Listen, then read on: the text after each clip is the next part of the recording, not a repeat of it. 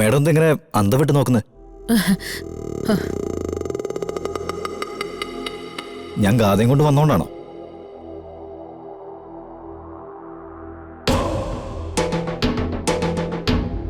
ഇയാൾ ഇന്നലെ രാത്രി എനിക്ക് വനത്തിൽ വെച്ച് കിട്ടിയതാ. കിട്ടിയെന്ന് പറഞ്ഞാൽ വളരെ വളരെ അപ്രതീക്ഷിതമായിട്ടാണ് കിട്ടിയത്. പിന്നെ ഞങ്ങൾ കാട് മൊത്തം ഒന്ന് കറങ്ങി, അതാ വരാൻ ലേറ്റ് ആയത്.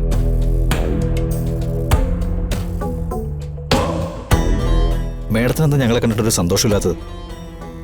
ഇനി മേഡം അറിയാതെയാണോ മോളിക്കുട്ടിയോടൊപ്പം ഗാഥ പോയത്?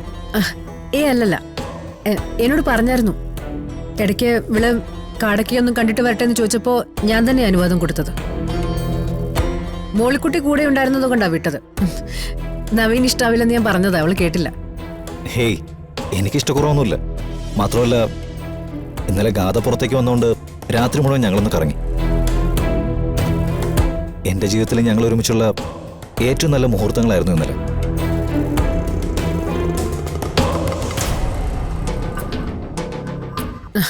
നവീൻ, പൂജയ്ക്ക് പോകാനുള്ള സമയമായി. ഇനി സംസാരിച്ചു തന്നാൽ ചിലപ്പോൾ ലേറ്റ് ആവും. ഗാഥ, താൻ പെട്ടെന്ന് റെഡിയാവും. അപ്പോഴേക്കും ഞാനൊന്ന് റെഡി ആയിട്ട് വരാം. എന്താ മോളെ ഉണ്ടായത്? അത് മാഡം,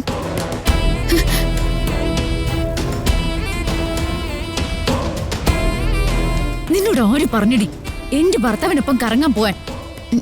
ഞാനിവിടെ ഉള്ളത് ഗാഥയ്ക്ക് ഇഷ്ടമില്ലാത്തതുകൊണ്ട് തിരികെ പോകുമ്പോഴാ നവീനെ കണ്ടത്. ഹാ, നവീന്റെ കണ്ടപാടെ നീ ചാടി അങ്ങ് വണ്ടി കയറി അല്ലേ? അങ്ങനെയൊന്നും അല്ല, ഞാൻ പറയുന്നതൊന്ന് കേക്കൂ. എന്ത് കേക്കാൻ? എല്ലാവരും കേട്ടു. മറക്കാനാവാത്ത മുഹൂർത്തം പോലും. നീ ഇതൊക്കെ മനഃപൂർവ്വം ഉണ്ടാക്കുന്ന സീന എനിക്കറിയാം. ഗാഥ, നീ ഒന്ന് നിർത്ത്. എന്ത് നിർത്താൻ? എന്ത് നിർത്താനാ മമ്മി പറയുന്നേ? ഇതെന്റെ കുടുംബത്തിൽ സംഭവിക്കുന്ന കാര്യ, എന്റെ ഭർത്താവിന്റെ കാര്യം.